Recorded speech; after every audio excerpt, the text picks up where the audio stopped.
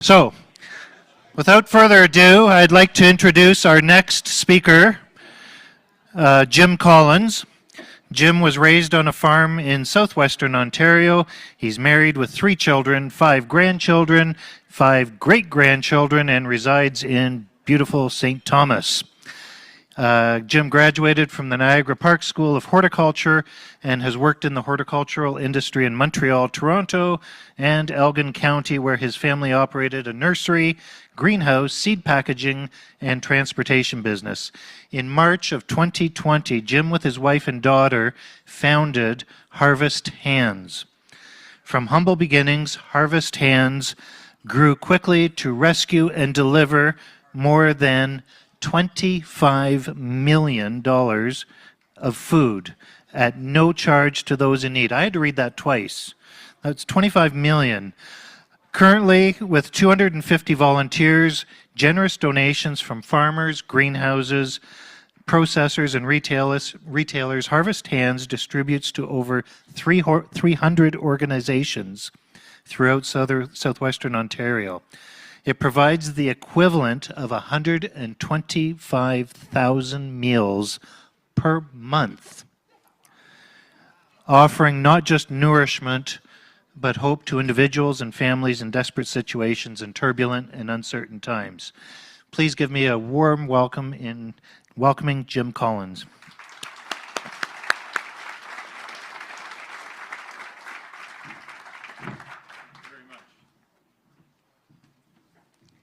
Well, thank you for those kind words of introduction.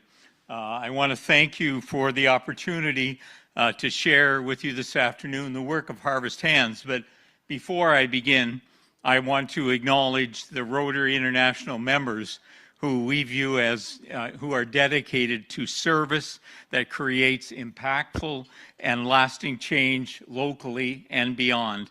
Through your efforts, and passionate commitment, which we see regularly, you have successfully united and motivated people to attain to action to address the needs in the community. Your support for so many projects and the way that you foster a spirit of collaboration encourages others to become to work together for common good. Harvest Hands has experienced up close and personal this support throughout southwestern Ontario. You have all been instrumental in many humanitarian projects, which for me is truly inspiring. Rotary's ability to unite people from many backgrounds to work together for common goals is a testament to the enduring legacy to create a better world for all. We honor you, Harvest Hands, we honor you, and we want to say thank you for making a meaningful difference in this region and beyond. Harvest Hands is a nonprofit food rescue organization, and we're located in St. Thomas, Ontario. But before I tell you about Harvest Hands, I'd like to share some astonishing figures and statistics and information about food insecurity in the nation. Almost 50%, 46.5% of all food in Canada is lost or wasted, ends up in the landfill, on the compost pile, or is plowed back into the fields. At the same time, as hard as this may be to believe, 1 in 5, 20% of Canadians experience food insecurity daily. That's the population of Alberta, Saskatchewan, and Manitoba combined. By definition, food insecurity is a condition of not having sufficient food to meet one's basic needs. But we see it a different way. It's actually a polite way of saying that mom, dad, and the kids go to bed hungry, or one of the parents doesn't eat their portion of food so that their children can eat, or the kids go to school without food. Over 8 million Canadians are impacted by food insecurity every single day. Second Harvest, which is a large organization that rescues food, prepared a study and a survey And they've determined that Canada produces food enough for 52 million people. And as you know, our population is just over 40 million. This surplus equates to 3.2 million metric tons of food annually, or the equivalent of 124,000 53-foot tractor trailers. So I was trying to understand what that looks like. So if you took the tractors off the trailers, you placed the trailers end to end, you put the first one at 401 and Highway 8, it would reach all the way to downtown Halifax. That's how much food is wasted every single year. That same study revealed that almost 50 of the 50% waste, 41% could be rescued. Do you have any idea how much we rescue? 4%. So this speaks to the opportunity and the potential to reduce food insecurity. There are approximately 127,000 companies in Canada that produce food. And there was a recent study done, and they determined that at least 45% of those have food available for, which is either surplus. Another staggering figure is that 23% of all the food that's wasted is because of best before dates. So, and here's another aspect untold about food insecurity. In Canada, there's 61,000 nonprofit organizations that provide food to their communities, and that includes 4,000 food banks. The remaining 57,000 are called the Invisible Food Network. And they're called the Invisible Food Network because there they are in full view. It includes churches, community organizations, service clubs like yourself, individuals, and other non-government organizations. The numbers speak to the fact that the community is taking care of their own, and is evidence that it takes a community to take care of the community. It's shocking to note that there are 4 times more food providing organizations than there are grocery stores in Canada. It's really staggering. One of the things that I'd like you to take away this afternoon, I'd like to dispel the myth that there's a food shortage in Canada. When we hear about it regularly on the news that there's not enough food, but there actually is no food shortage. There are major deficiencies in a food distribution network incapable of responding in a timely manner because of the perishable nature of the products to large surpluses that are desperately needed by 20% of our population. Canada has robust agricultural production capabilities, but we can't adequately take care of 1 in 5 Canadians. We have 8 trucks on the road, and if we had 20 trucks on the road, we couldn't pick up all the food that is readily available in our region. So now I'll tell you a little bit about Harvest Hands. Our mission at Harvest Hands is to find food solutions for systemic food insecurity in Canada, which is one of the richest nations in the world. At one end of the food spectrum, we have all of this waste. At the other end of the food spectrum, we have 1 in 5 Canadians that don't have enough food each and every day. So really what Food Rescue is bringing these 2 entities together. And the benefits are obvious for those who need the food they get to eat. And for the food donors, it's less obvious, yet significant just the same. I like to put it this way, is that like nobody wants to grow a product, market it, package it, ship it, and then empty it into the landfill. So when there's so many benefits to conserving this food.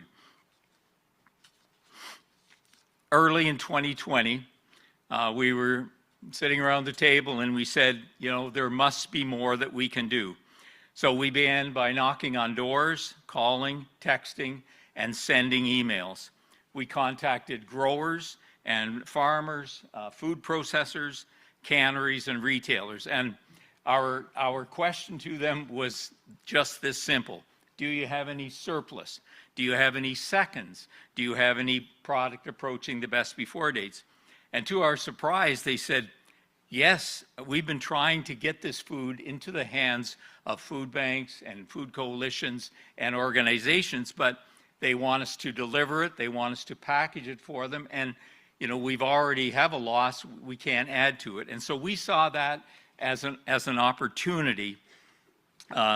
We saw that as an opportunity, and so we will take anything, anytime, anywhere, any amount. And as a consequence of that, we have been able to grow very, very quickly and supply, as it was introduced, 300 organizations. We didn't have a strategic plan. We didn't have a 1, a 2, a 3, or a 5-year plan. We just took the next step. We began, my wife and my daughter, we started picking it up in our SUV, and then from the SUV we went to a small van, and we started delivering to 7 organizations. And now we have over 300 organizations, which really speaks to the great need that there is in Canada. What do? We're a distribution center for rescued food from across the region. We're not a food bank. Our objective is to put food into the hands of people and organizations who know the needs of those suffering, where they're located, and how to reach them at a community level. We rescue fresh and frozen produce, dairy products, baked goods, meat, eggs, and other essential food basics, and deliver them throughout southwestern Ontario from Windsor to Oshawa. How does it work? 7 days a week. I was raised on a farm, on a dairy farm, and I really didn't want to stay in the dairy business, so I moved on to horticulture, and then I found out there that that's a very time-consuming operation, but nothing is as time-consuming as food. And this morning, I was at work, and we had a driver come in at 5:30 to go pick up food, and we picked up eggs later on today, and it goes on seven days a week. So when this food comes in, we have, as I said, we have 8 trucks, and we have, I believe, 28 drivers, all volunteers. So when this food comes in, we inspect it, we count it, we divide it, and we pack it into more manageable sizes that can be easily consumed. And then we quickly redistribute it to a network of food providers in the region. We have large freezers, large coolers to be able to hold the product in prime condition until we're able to deliver it. The area that we serve is from Oshawa, Windsor to Oshawa. Together with generous partners who frequently backhaul product for us and others who significantly reduce the freight costs. It's one of the things that we discovered in all of this is that not only are volunteers, but businesses and organizations, it's just amazing how generous they are and how they've made this whole thing possible. We've had one company, donate a $100,000 truck for us and so on. We deliver the food that we rescue to food banks, shelters, soup kitchens, seniors, missions, kids' lunch programs, churches, and other community initiatives and efforts. We are adding new organizations at the rate of 2 per day. This time last year, we had 165 organizations. Now we're about 310. More than 1/3 of nonprofit food providers across Canada are forced to turn people away. That's a staggering number. Harvest Hands, we deliver all the food. We have a small delivery charge, but all the food that we donate is provided at no charge. And we are providing about the equivalent of 125,000 meals per month. I want to give you an example of some of the major rescues. And most of these numbers, if I didn't do it myself, I wouldn't believe it. But 85,000 containers of yogurt, 38,000 pounds of chocolate cake mix, $195,000 worth of pasta, $176,000 worth of Miracle Whip. And I could go on and on and on. And, you know, I mentioned to you that 23% of all the food that's wasted in Canada is because of best before dates. Thank you. We had about a year ago, we received 20 pallets of chocolate cake mix. So when we have a large donation, the first thing we do is contact the manufacturer and say, you know, what is the situation with the best before? This was in August. The best before date was in October. I called them and she said, Jim, I'll give you in writing that 6 months is perfectly fine.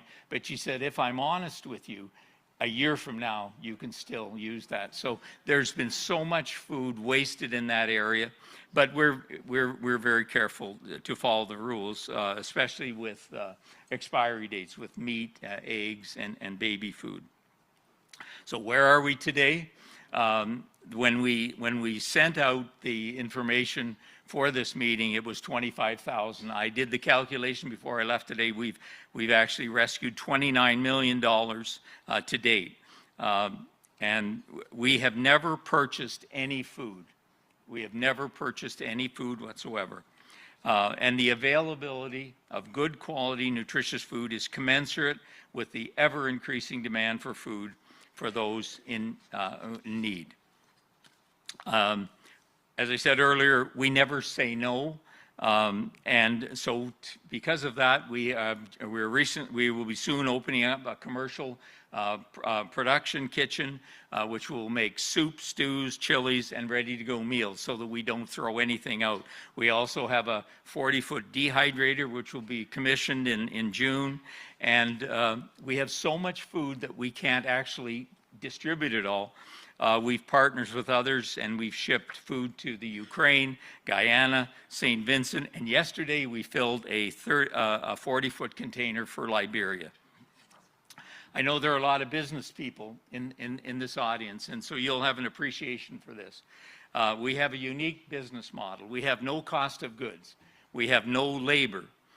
Because all the food is donated, all the labor is donated. And a result of that, for every $1 of food that we supply, or for every $1 of donation that we receive, we're able to give the equivalent of 3 meals. I wouldn't be standing here and we wouldn't have had this success if it wasn't for our more than 275 regular volunteers who volunteer from 3 to 45 hours each week. They all have knowledge, experience, but the thing that they bring with them, which is greater than we can't buy, is a passion to help other people. Our youngest is 5, our oldest is 91. I'd like to conclude with this statement, is that the notion of giving, you'll be able to relate to this because I studied the Rotary Club, the notion of giving back to the community, an idea that first built local communities in Canada, is alive and well at Harvest Hands. In many ways, it's a picture of a community in action, working together to reduce the impact of food insecurity, working together in a collective effort with common purpose in real time, demonstrates what can be done to effect change, and it's evidence that it takes a village to see our mission fulfilled. If you're ever in St. Thomas, you're always welcome to come in and see what we do, and thank you so much for the opportunity to be able to share this.